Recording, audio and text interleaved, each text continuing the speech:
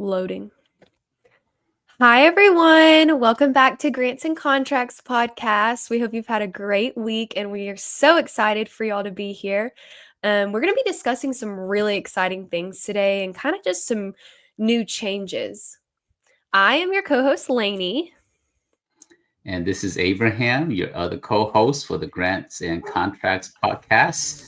It's good to see all of you here. Now, before we dive into all the different items, I got some good news to share, but also I want to cover a little bit about the topics that we're going to be discussing today. We're going to be talking about visions, missions, and goals. But around the goals, we're going to talk about the SBA Golden Report and some of the changes that's happened as it relates to small business set-aside programs, tying back to the Trump administration, the new small business goals. And we're going to evaluate the SBA Golden Report and what they consider as what's appropriate for small businesses.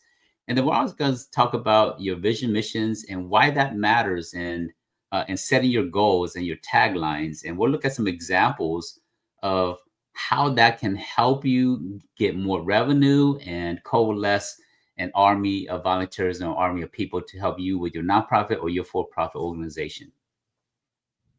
Yeah, it's so exciting. And I feel like, Abe, our podcast has kind of shifted a little as the new administration came in. I feel like we're almost like breaking news where we're coming on and saying like, have y'all seen this? Because it's just, there's so much stuff coming out and, so much stuff we're talking about. And I feel like the government contracting landscape and even nonprofit, because we've talked a lot about the funding, there's some changes. There's a lot of changes going on. And I feel like it's way more fast changes than what we've seen maybe in the past. So we're constantly making sure we're up to date on what's going on, really keeping in with those current events as it relates to government contracting. Us and our team, trying to do research. So thank you to that GCA team kind of helping us make sure we're keeping the most up to date on what's happening.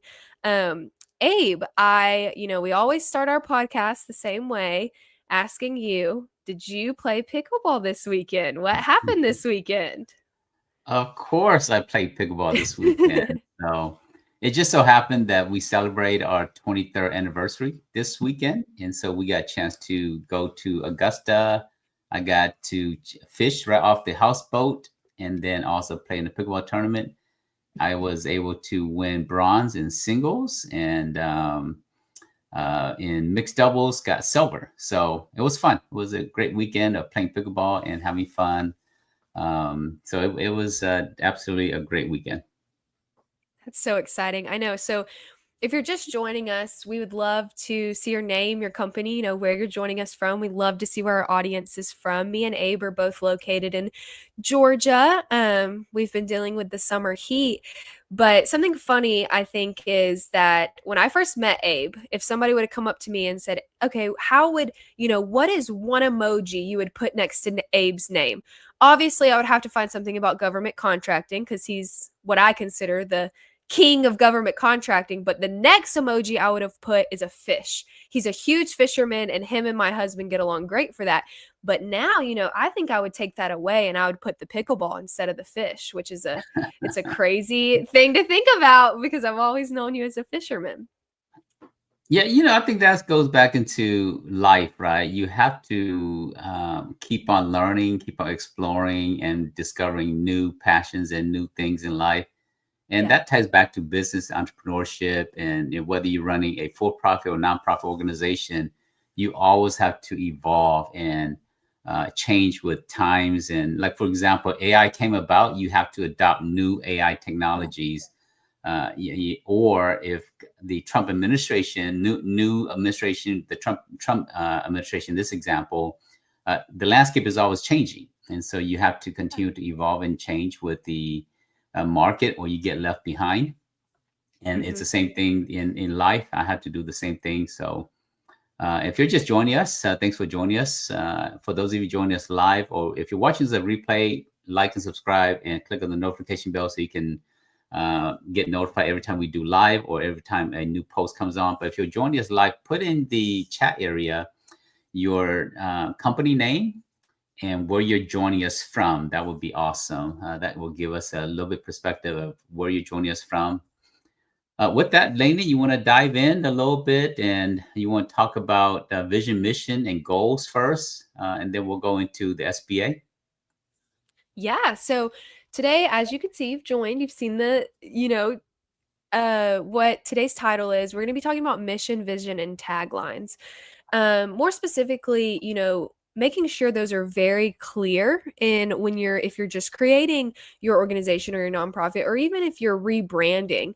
And we're going to be talking about today, why are those so important, but also working to work through some of that as we get further along in the episode. We're going to open it up to some of our viewers of real life, working through some of those mission, vision, and taglines. So let's jump in on what do we consider to be, because mission, vision, and tagline, they have some things in common, but then there's certain differentiators that set them apart. Yeah, now I have a challenge for all of you who are watching this here. My challenge is this: can you, without looking at, some of you don't even have a vision or mission statement. Some of you know how to set goals, but we'll go cover that a little bit as well. But do you know your vision statement? And if you don't, then bad, bad, bad, bad, right? Now, shame on you. You need to have a vision statement with your, or if you don't remember, shame on you as well. And so you got to have a vision, a mission statement that you remember, and a vision and mission statement that you can communicate to other people, whether it's your employees, whether your volunteer staff, your board members, your directors of your company, or your nonprofit. And this is true for any type of organization, right? Your vision, mission, and tagline has to be consistent. And you have to remember, because if you are the most important person in your organization and you don't remember your own vision and mission statement, do you think anybody else is going to remember it? Absolutely not. So that's what we'll be talking about, why this is important. Well, let's talk about a few things of why you're identifying or solidifying your vision, mission, and goals, why that's important. So let's have a quick conversation before I go into the training of how to create this here. Lane, what are some things that you feel that's important to make sure that the vision and mission are very clear in an organization? Yeah, so I think that a couple of things. First, you need to make sure it's what your organization is actually doing. We talked a little bit, I think, 2 weeks ago about mission bleeding and making sure, you're not your mission should have you the targeted work you're doing. And that's why sometimes, if you're an existing organization, you do have to update that mission, or you do have to update that vision and tagline, because as your organization grows, more things can start to take shape. But I think something else about the mission is that it's so important to have a clear mission and have it stated, right on your website, right on your emails, so that if an agency or even a foundation is looking at you, they automatically know what you do. They don't have to go read your history, they don't have to go find it. They see the mission statement and it should tell what you do. And I think that's important because and we're going to be diving into this with some agencies or even foundations, they all have mission statements. That is what they're doing. So it kind of gives you the opportunity at the first step to align with either that agency or that foundation. And yeah, ultimately, right, the bottom line is it helps you to generate more revenue. It helps you to generate more funding if you're a nonprofit, and it helps you to create more people that believe in what you are trying to do as an organization. If you're a nonprofit, you need volunteers, you need board members, you need people to come and and support the vision and the mission. If you're a for-profit, you need your employees and your staff members to buy into the vision of what you're trying to accomplish. If you don't have that, then it doesn't allow you to achieve the level of success that you want ultimately. And the better it is, the larger you can be, the more support you can get. So let's dive in a little bit. This is a little bit of our agenda. We're not going to cover everything today, but we'll cover some of these here. So I'm going to start off by, for many of us, right, you deserve an answer. And the answer to this question, are you living the life that is meant for you? And if you are not yet, or if you are, That's awesome. But if you are not yet, you need to understand what is your purpose. And I remember in my early 30s, I had to ask the question, what is my life's purpose? And sometimes Mhm. we ask it when we're younger, but we really don't start to identify what that is until we're a little bit more seasoned in life. And I finally asked this tough, at first I thought I was going to be an educator in terms of a teacher. Then I I didn't know thought that. I was meant to be an entrepreneur and use and grow companies and help other people the ultimately I asked the tough questions in my mid 30s and I said, okay, what is truly my life purpose? And it took many years to have lots of life experiences to really identify my true purpose. And I will address my own personal mission statement in a little bit, but you as a part of our audience, you deserve to have an answer to some of the things that that keep you up at night. And then are you feeling fulfilled? Yeah. And then I what think we want to do is we want to address some of these here and your company as well.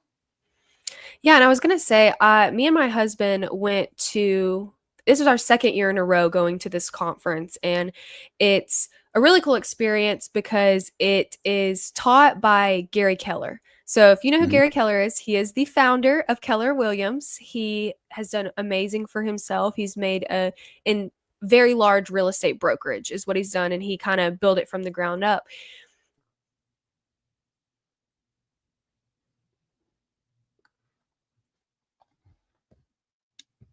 Yeah, you were sharing about Keller. Lainey, I think you Sorry, went on mute. can you hear me? Yeah, I can hear you now. I think my internet dropped. But so what I was saying was Gary Keller, he's the founder of Keller Williams. He puts on this training every year in the summer. And the reason we keep going back, other people keep going back, is because he teaches on something that I think a lot of people don't teach on, and how important it is for your personal missions and your personal goals and how those Mhm. relate to your business. So some people would say, oh, my business goals and my personal goals, they're not the same. Well, he combines everything because he's like, if you're healthy, if you're meeting your personal goals, your business goals are going to follow as well. And I think it's important, today we're talking about organizations, we're talking about businesses, but then there is that side of it of what is your personal mission? What is your purpose? And how does that kind of, especially as us as entrepreneurs, how does that push you along on the business side? Yep. All right, so let's go in. Let's talk about what's the difference between a vision, a mission statement, and your goals. Because sometimes these things here, people have different understanding of it. Sometimes people think the vision and the mission are the same. Sometimes your goals are tied to your mission, but there's a lot of different similarity and differences between these three things here. Just to start from the very beginning, what is a vision statement, right? And so I want you to think, if Mhm. you're part of our audience here, I want you to think, what is your vision statement? And not necessarily what is your vision statement, but do you have a vision statement? And so my answer to this here is what it is this here. Your vision statement has to do with the what. And the what is the big picture. This is the big picture statement. It's not like a goal is a very specific, tangible something that can be achieved. Whereas the vision is something big and it's the big picture. It has to do with the future, not the now, not the past, but the future. So the vision has to do with your eyes, right? It has to do with your eyes. It has to do with how you see the future for your organization or for you yourself. It has to be your whatever vision statement you create has to be powerful and has to be memorable. Now, I've seen people create a two-paragraph vision statement that nobody remembers and nobody Yeah. even know how to reference it.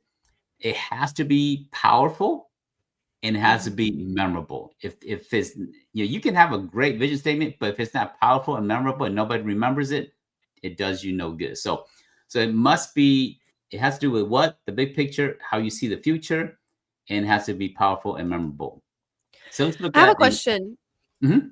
Abe, I know that so at GCA, me and Abe are both we work at Government Contractors Association, GCA. So our mission is to educate, facilitate, and advocate. Do we Mhm. have a vision statement? And I might be asking a very not smart question by saying that. Yeah, we do. And you'll see it in a second. That's going to be Okay. one of our examples here. So let's look at an example of a vision statement. Now, for some of you, you're Trekkies. And this is Star Trek's vision statement: space, the final frontier. Now, imagine this is a make believe series on TV and in the movies, but they have a vision statement and space, the final frontier. Let me break that down. Why that is such a powerful vision statement. When you imagine that the captains of the Enterprise, space, if we just look at the word space itself, space is so vast that we as society have sent out voyagers that have gone beyond uh, frequencies that comes back to our planet Earth. And so it's so vast, so far out there. It's almost infinity, right? We can't imagine how far, how deep, how wide what space is. But that's the vision statement. It's the final frontier, and that they want to go to the final frontier. And truth is, you never really reach the final frontier, because when you get there, you discover, whoa, the end is further out. You get to that, the end is further out. And so my example with this here is that your vision statement has to be so big and so unachievable that it will coalesce a whole bunch of people that believes in this vision statement and that wants to achieve the same thing that you want to achieve. That's the vision statement. It has to be big, right? Now, Yeah. Google is to develop a perfect search engine. The operative word here is perfect. Perfect. Now, Lainey, in your life, how many, when we say this is perfect, like what do you know in your life that you feel like this is perfect? What out there is perfect? Um, I think the only thing that I would be able to say with this as somebody, I am religious, I am a Christian, it would be the Lord, or, that on that religious Hmm. aspect, because Yeah. nobody is perfect. I mean, there's not Mhm. a I don't think there's a single thing on the world that's perfect. I would like to say this, that I don't know if you agree with me with Abe. So I've talked about we're expecting our first child, and I bet when she is born in December, I will definitely use the word perfect to describe her, because I think all parents do that. Hmm. But I think those would kind of be the two things that are perfect. Most things are not perfect, as we would say. Yeah, yeah. Because perfection is unachievable, right? From in Mhm. the general sense, and you use Yeah. some examples there because we say that our child is perfect because that's what's been given to us, and we all believe that our child is perfect. I believe my spouse is perfect, right? My wife is perfect, but Yeah. but these are the things that we say. But Google has the audacity to say that they're going to create the perfect search engine, which is unachievable. How can Yeah. you ever create the perfect search engine? Apple wants to make the perfect iPhone. It's never Mhm. going to be perfect. There's always going to be room for improvement, right? And so for Yeah. Google to say we want to make the perfect search engine as a vision statement, now they've gone out there and they control about 85, 86% of the internet searches. I mean, they've Mhm. done an incredible job. Why? Because they're in the Yeah. pursuit of perfection. And so this is a great, powerful vision statement because it's never going to be achievable, but it also coalesce all of their staff, all of their employees, all their people, from the leaders to the shareholders to the stockholders to us, we as the users of their tools, to understand that if this is what they're seeking, we want to be part of it. We want to use their resources. Yeah, and I think Powerful. that's an interesting word for them to use, because we could easily replace that word with to develop the biggest search engine, which they did, to develop Mhm. the most up-to-date search. There's other words that we would say they have accomplished, but they will never fully accomplish that perfection. But I think that makes it a good vision because there's always something to strive for. Mhm. And And because this is the first version of Google. Now Google have gone from a search engine to a smart car to AI technology company to servers to cloud computing to a venture capital fund to Yeah. to many different things out there. Why? But it started off with the quest to be perfect, and it expanded to many different things as a original starting point. Yeah. Now let's talk about some practical. So GCA, our vision statement is to create access. 3 words. So Mhm. what I mean by create access, we want to create access where small businesses have access to contracting opportunities. We Mhm. want to create access where small businesses have access to large primes. We also want to create access to where large primes have access to small businesses and agencies have access to more qualified company. So Yeah. our vision statement has to do with both ways, right? Now, small businesses win about 20% of contracting dollars. The top 100 companies, they win about 52% of all the contracting dollars at the federal level. Wow. We Mhm. will never achieve this vision here. To create access, we will be working for the rest of our lives, Lainey, to create access for small businesses and for agencies to work together. And we'll probably never achieve this here. That's Yeah, our and vision statement. we're always coming up with new ideas. Maybe a small business has a new idea, and there's always going to be other ways to create that access. Just I'll throw in there, we have our GovCon community. We'd love for you to join if you're watching, but that's a way that we felt really helped to create that access and that education, facilitation, and advocating. Yep. So everything we do is to create access, right? As relates to our vision, and we do that. We have lots of different tools, resources. Now, I have a personal vision statement also. My personal vision statement is, "It is finished." That's my vision statement. Why is that my vision statement? I imagine if I'm fortunate enough, my last thought before I leave this planet, this world here, these are the last words I want to say. These 3 words here. It is finished. Why? Because the time that you, Lainey, and I spent together doing this podcast, I want to say it is finished. I've done everything I can to make this podcast awesome. I want to say Mhm. that the sacrifices that my kids and my wife have made so that I can be part of the Government Contractors Association, so that I can work with small businesses and help companies grow. I want to say that I've done everything I can and it is finished. I want to say that, my Yeah. life, if I reflect on my life, what legacy, small or grand, doesn't matter to me, that I've done everything in my life and it is finished. I've done what I was put here to do and I am ready to move on. And so that's kind of my own personal vision statement. Is it encompasses everything about who I am, everything about my life, everything that I do, from pickleball to fishing to the Government Contract Association to the training programs to friendships to Yeah. so this is my vision statement. Now, my question to you, if you're joining us and watching this here, do you have a personal vision statement? So, any thoughts on vision statement before we move on to mission, Lainey? No, but I really like yours. I've never heard that as your vision statement. Another one I like, there's a place here in North Georgia, which I think now they're nationwide, and their vision statement, they're actually a clothing brand, but Mm-hmm, it's love people, love God. And that they mm-hmm, wanted their clothing brand to show them that they love they love people. That's why they created the clothing. But I like the small vision statements, which is what we're talking about. Sometimes you'll read an organization's vision statement. It's great. It has great meaning, but a 3 word is going to stick in your mind and be like, well, what does that mean? It really gets you thinking when I saw it is finished.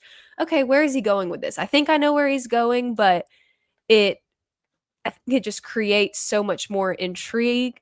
It creates I just love the small vision statements. I really do. yep. Short, powerful, right? Memorable. All right, Mhm. so let's move on to mission statement. So we've been talking about vision. Now let's talk about mission statement. What is a mission statement? So your mission is your why. And Yeah. so the vision is the what.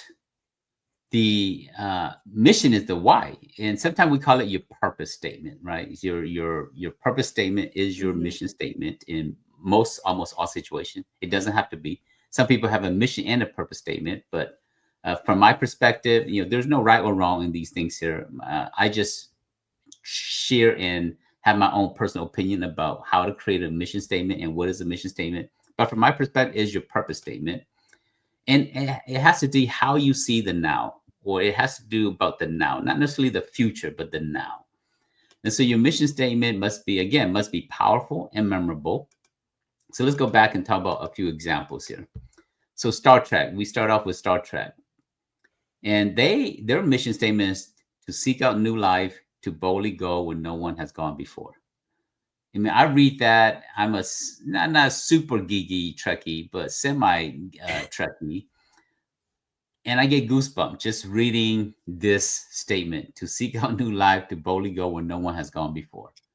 And that's Yeah. what they do. Every episode, everything they do is they're seeking out new life, and they're boldly going, not just going, but they're boldly Mhm. going to where no one has gone before. So it ties back to the vision statement as well, right? The vision statement and the mission statement aligns with each other here. Now, Google is to Mhm. organize the world's information and make it universally accessible and useful. And they have done that. As soon Yeah. as you put up your website, within hours, if not within the first 24 hours or so, Google have indexed it, and they made Yeah. it accessible, and they make it useful for other people to attain that data about you and your organization. And so, and now they didn't just say to organize the US information, they said to The organize the world. world's information and make it accessible and useful. So, and this is what they do day in, day out. They're a Yeah. data driven organization, and they go about the mission every single day. Let's go into GCA, right? And you alluded to this here earlier, Lainey, that our mission statement is very simple: EFA, to educate, facilitate, and advocate. Education is this podcast is part of our education. Yeah. We have classes, we have training programs. Facilitation has to do with connecting people to resources. We facilitate relationship, facilitate connections. And then advocate is being a voice for small businesses when sometimes you may not always have a voice, but being a voice and going along with you in your journey, and making sure that you have a voice in the small business world as it relates to government contracting. And then my own personal uh, mission statement is DAT. Now I've since updated to have a different phrase, but my original mission statement is DAT, DAT. Now DAT is my son's first word. He was a careless little child. It wasn't mommy, it wasn't daddy. His first word was what, dad? He was just curious about the world, and he pointed to, I don't remember what he pointed to, and he pointed to something. He said, what that? He can't even pronounce the word that, right? So he said, what that? Well, D is to discover my gifts. A is to apply my gifts, and T is to transfer my gifts. And so that's really my own personal mission statement. Now, I've since rephrased this here differently. And so, living my gifts, helping others walk their journeys.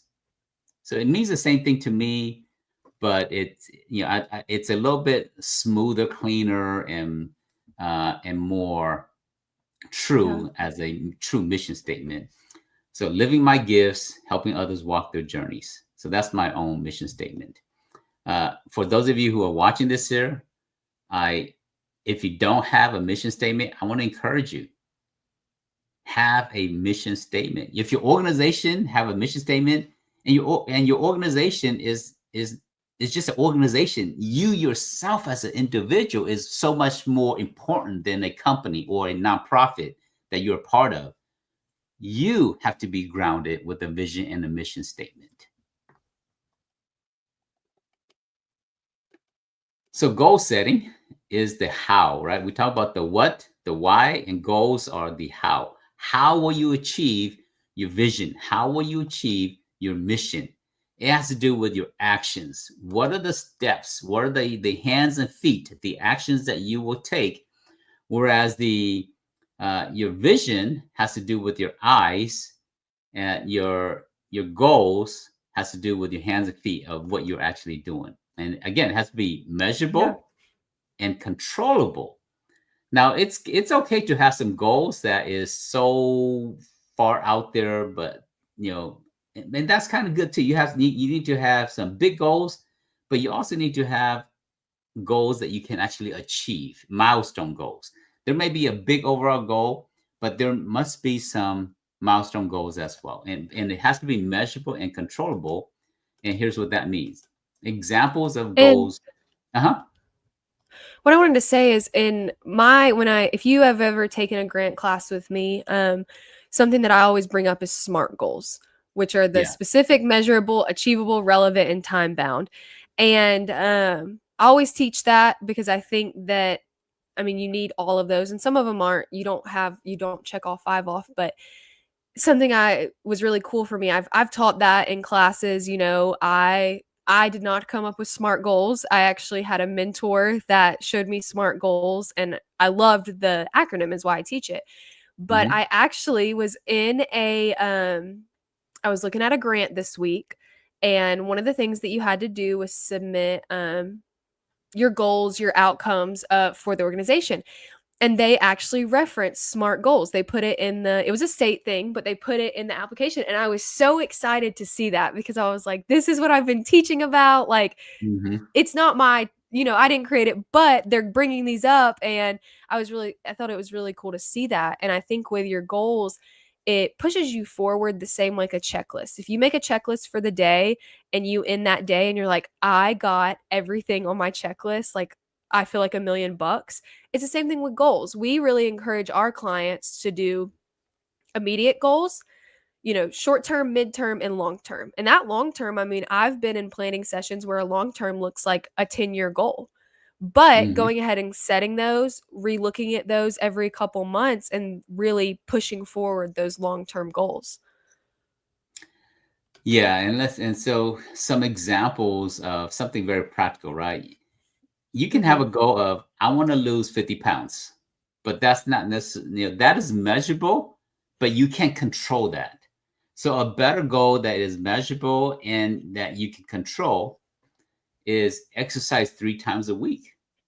That you Yeah. can control. And if you do that combined with, eat less, consume less soda or consume no soda, Mhm. combining, or drink only one soda per week, combined with multiple goals like that, you can achieve the 50 pounds in terms of your weight loss goals. So instead of just a number of losing amount of weight over a period of time, you have something that you can control. That's the other part, right? If you just put a goal and you leave it to the universe to achieve it for you, it's not going to happen. Yeah. You have to do something about it.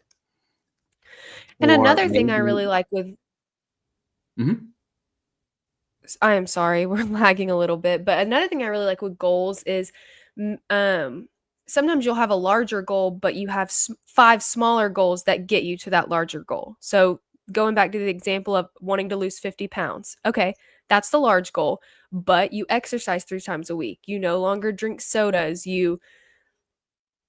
people are into intermittent fasting. There's all these things, but it's stuff that you can check off. Okay, I Monday, Wednesday, and Friday I exercised. Great, I did great this week. And then you hit your goal. But I think sometimes a big goal does have to have smaller action points to get to that goal. yeah, I absolutely agree.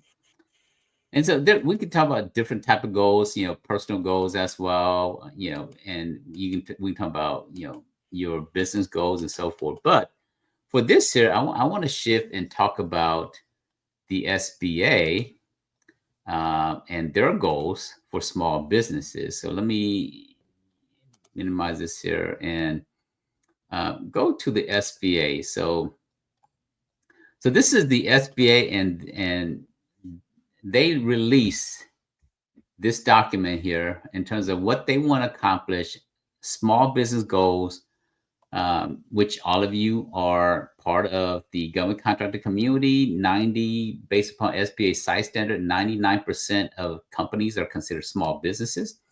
And they put out their version of how they're going to achieve their small business goals and the methodologies and how do they define small business and many of these different things here. So as we go through this here, there's a few things. I'm going to put this link. In fact, let me put this link in the chat for many of you who want to go look at this report here. I'm gonna put it right now. Okay. I have it. And I want you to kind of, they say that overall, for all small businesses, they want to achieve not less than 23%. Right. So that's the first overall goal. For all small businesses, 20%. SDB, which stands for Small Disadvantaged Businesses, the 8A program falls under the SDB. It's not less than 5%. Now, under the Biden administration, this was a 15% goal. Under the Trump administration, they changed it back to 5%. So this is 2025. For women-owned small businesses, 5%. SDVOSB is 5%, and for HubZone is 3%. So these are the stated goals that the SBA have as it relates to small businesses. We did see this change, which is disappointing, that for small disadvantaged businesses, the goal went from 15% down to 5%, which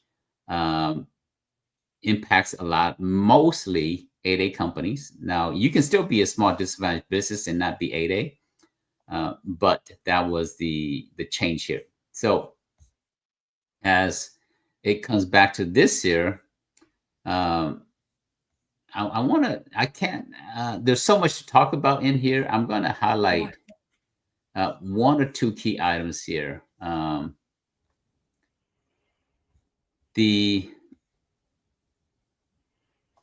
There's a few things that they look at. What factors do they consider in the setting goals, right? Vendor availability, and so they don't calculate the percentage off of the total contract awarded amount, which is for 2024, which is about $755 billion. They calculate it off of vendor availability, meaning that for these projects, can small businesses perform on it as a prime contractor? So, for example, if a project is $20 million, they might say, "Oh, that's too big for small businesses." So they won't count that number. So I challenge the SBA how they're creating these standards, right? If you're going to have a goal, you can't cheat on the goal. You can't say, "Oh, this project is $500 million, so we're not going to count it for small businesses. We can't calculate that in the total all number." That's manipulating the data. And so I challenge the SBA methodology because if you're going to have a true 23% set aside goal, you have to calculate based on the total contracting awards out there. And so I feel that they manipulate the numbers so that they can achieve their small business goals itself. And it goes on and make them look better than they're actually doing. Yes. And if you look at the goal report, they say, "Oh, we achieve our goal," because they manipulate the standard or the methodology. There's another item here that I want to address a little bit, and then we're going to go into how they did, right? Double credit. Now, when you see this double credit, what do you think it means, Lainey? Any ideas? I'm thinking it's a 2-for-1 special. Because that's what I'm reading when I see that. Mm-hmm. So double credit means that if you let's assume you're a HubZone company and you're a women-owned certified company, and you win a contract with one agency. So that agency is going to report. Let's assume you win $1 million contract. They're going to report $1 million towards the women-owned. They're going to report $1 million towards the HubZone, even though it was a women set aside. It was They one will point. double count that revenue because you have two certifications. They would double count that into two different certifications.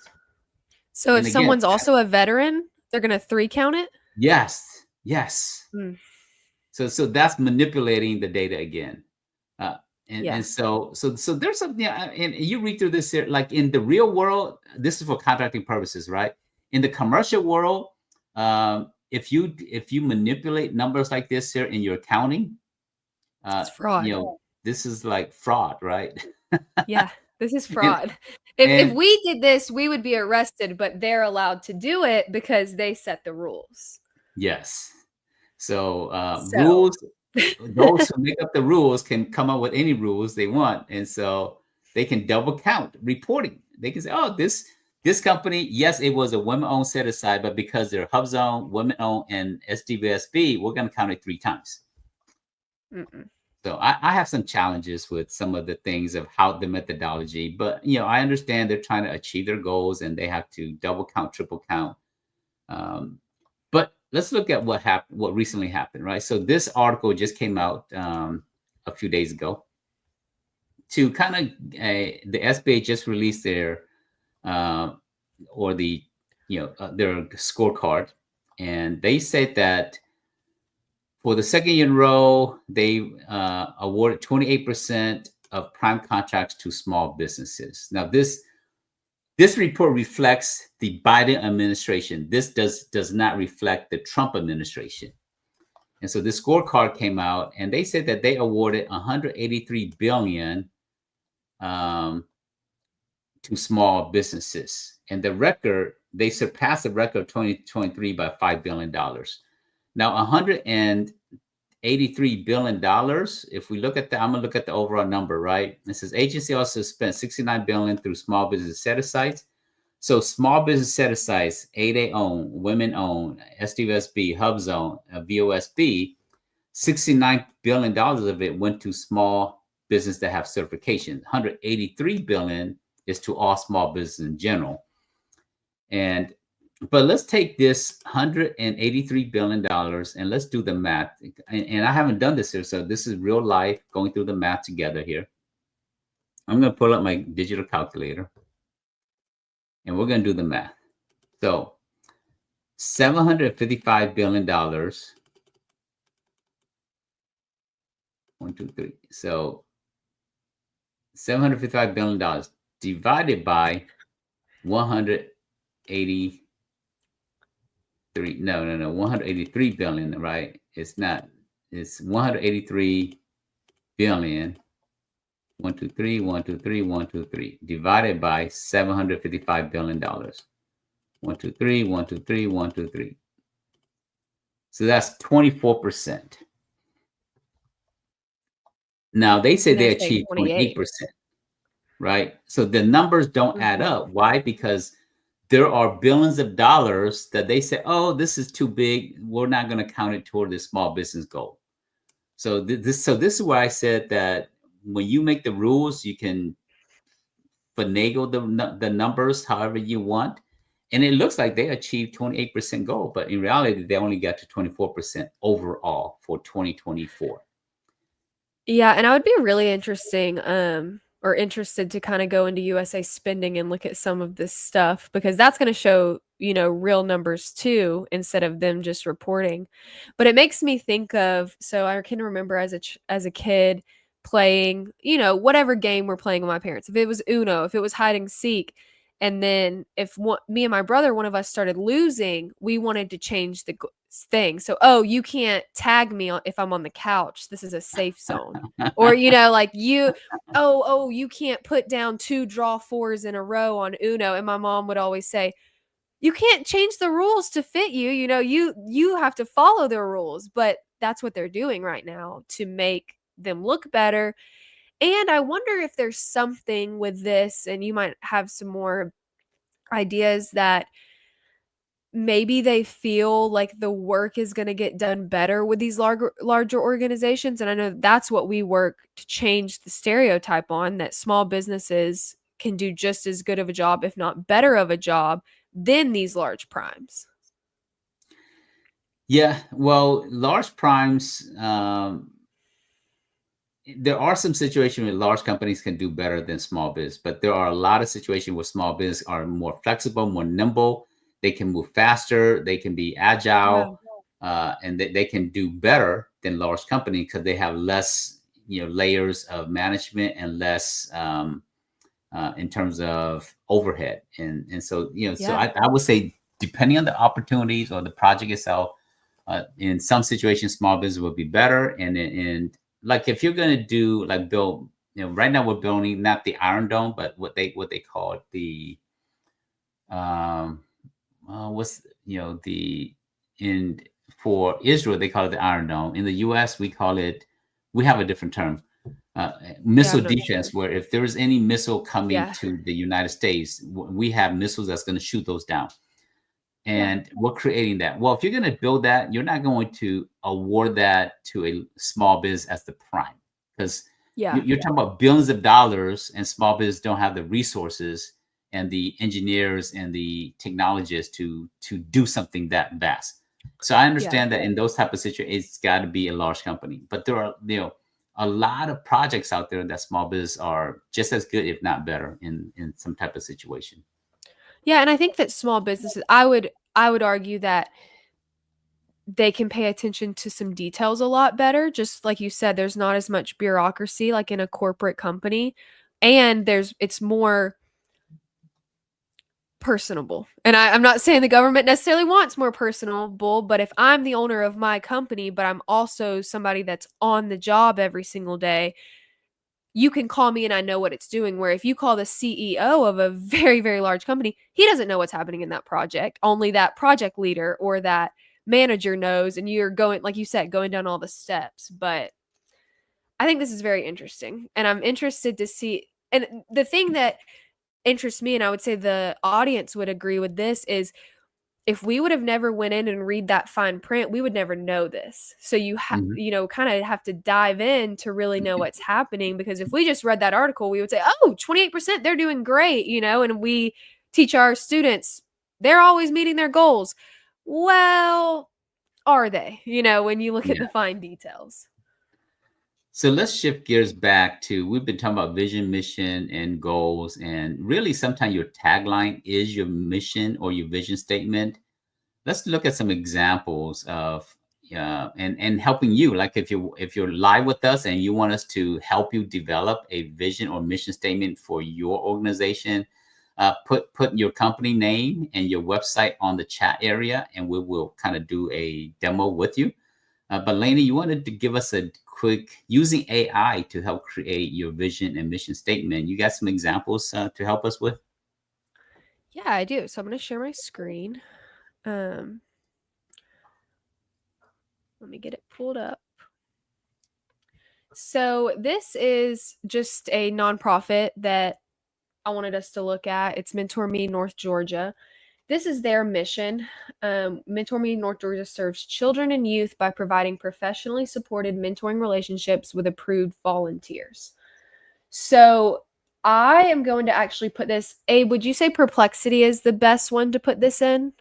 Yeah, we could do Perplexity. We can use ChatGPT, Gemini. Any of these AI tools out there will be very helpful. And because if you look at your company, your organization, your nonprofit, for profit, you can ask any of these AI tools to go and review your website, and then have it create 15 recommendations of mission statement for your company, and the tool will do it for you. Yeah.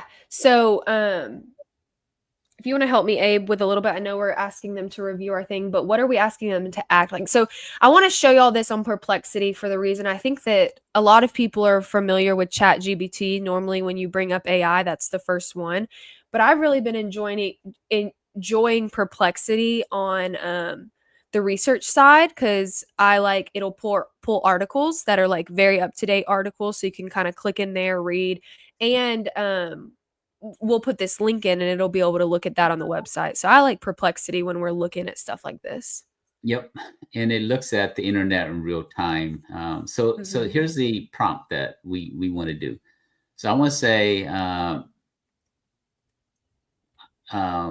we want to create a mission statement for our organization called Mentor Me,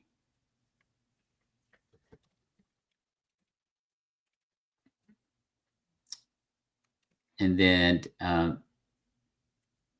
yep, and then the next sentence would be review our website and our current mission statement on our website.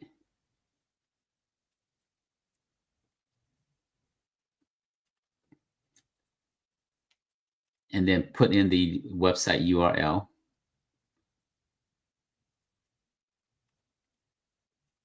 And then next sentence is create 15 examples of possible mission statement for our organization.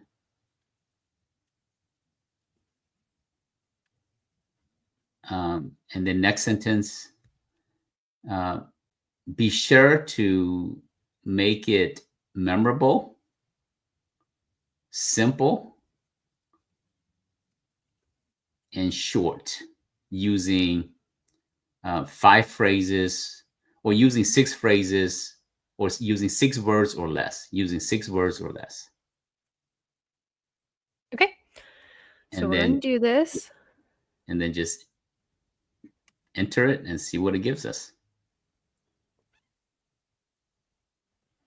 Yeah. So some of these are really good. Yeah.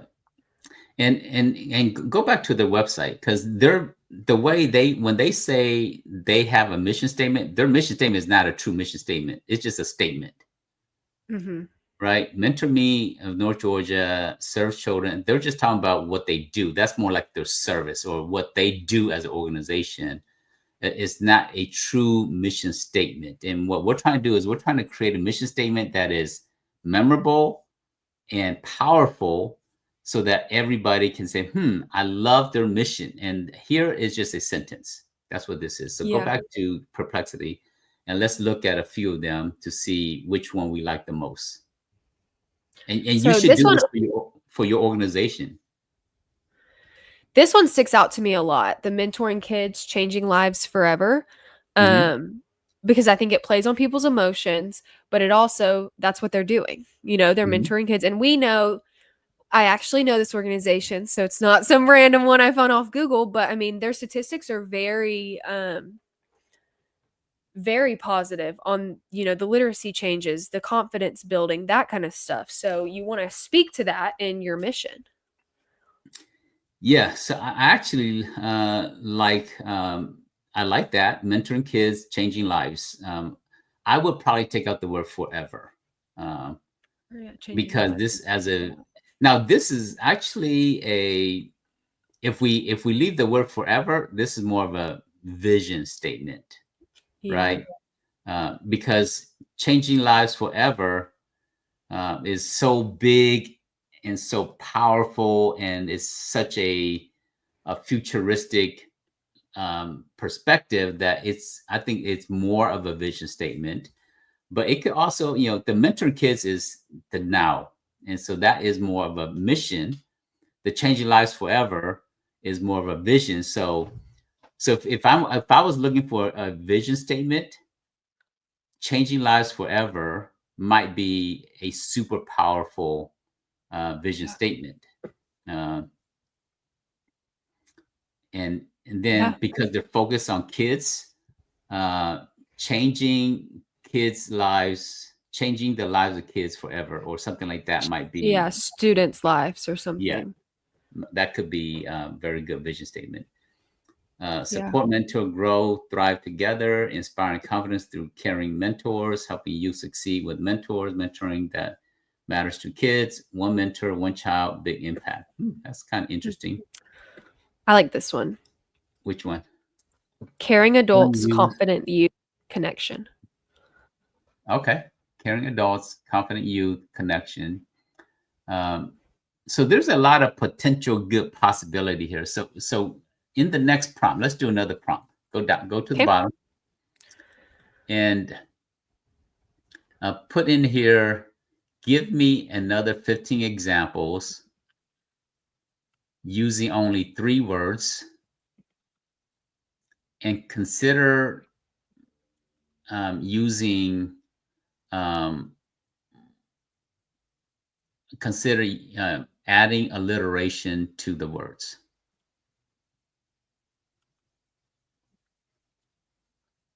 Spelled that right. Uh, I sh- thought it was with an A. Yeah. yep. I should know that. I'm an English major. I knew what it was. I just was not spelling it correctly. Let's see Let's what see what it it comes does. up with.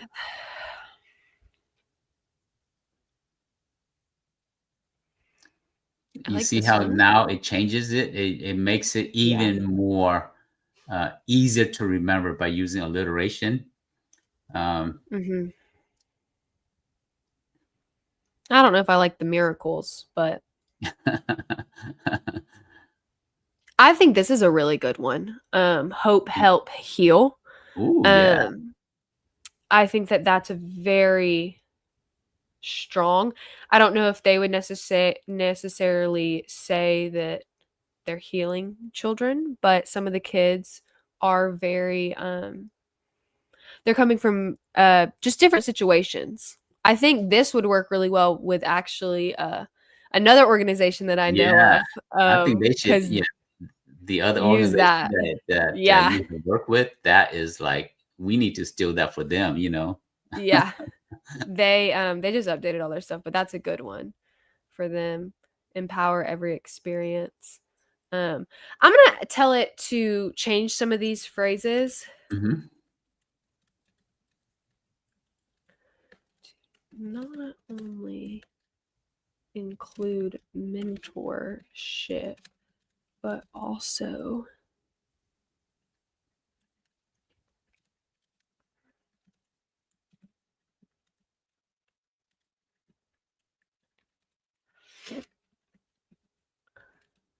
I just want to see what it comes up with. So, Hmm. mentor, motivate, master, teach, tutor, thrive. Mm. Yeah. They don't necessarily use the word mentoring minds matter. They don't use the word tutor Hmm. because they actually call it an academic mentor. Yeah. But I just wanted to kind of see some of these because what they're doing is very much on education. Yeah. This one's interesting. Homework, help, hope, because that's what they're doing. I like Reading the role, boosting brilliance. I would take out the word bold. I would just go boosting boosting brilliance. brilliance. Yeah, I like that too. 2 words is even more powerful than 3 words in some situation. In this situation, I think boosting brilliance is actually really cool from Yeah, I think outside it's work. really cool. So think about, let's just look at talking about AI for a second. Imagine, I don't know, how many years have you been using AI, Abe? I know for 3 years. 3 years ago, you introduced it to me, but were you using it before that or about 3 years ago? No, I started tinkering with it right before the big announcement that everybody started using it in November 2022. But yeah, I'm an early adopter, so yeah, I do Yeah. research. I like new things that's on the market. Um, but yeah, right before the general population start using it.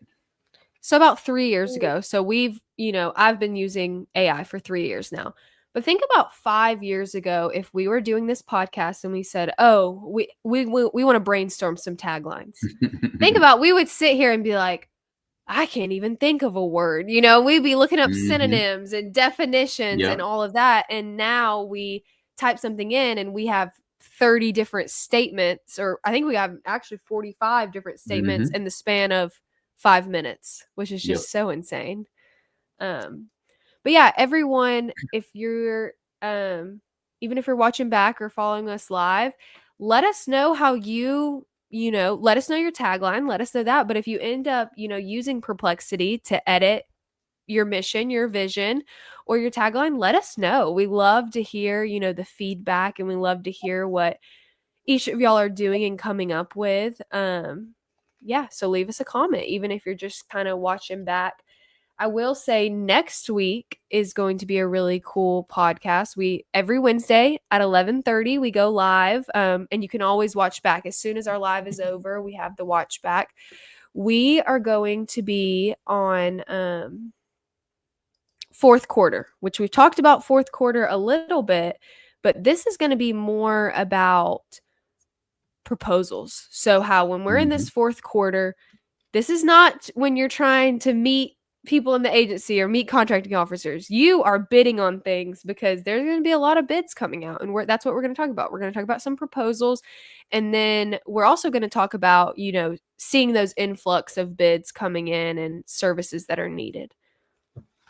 And we're going to talk about how to use AI to help you to put out more proposals and to source more opportunities. So join us next week because we're going to be covering that fourth quarter and proposal madness. That's the time for it. And we're going to be sharing how to source more opportunity using AI, using different tools, but also how to crank out more proposals for these last 2-3 months of the fiscal year.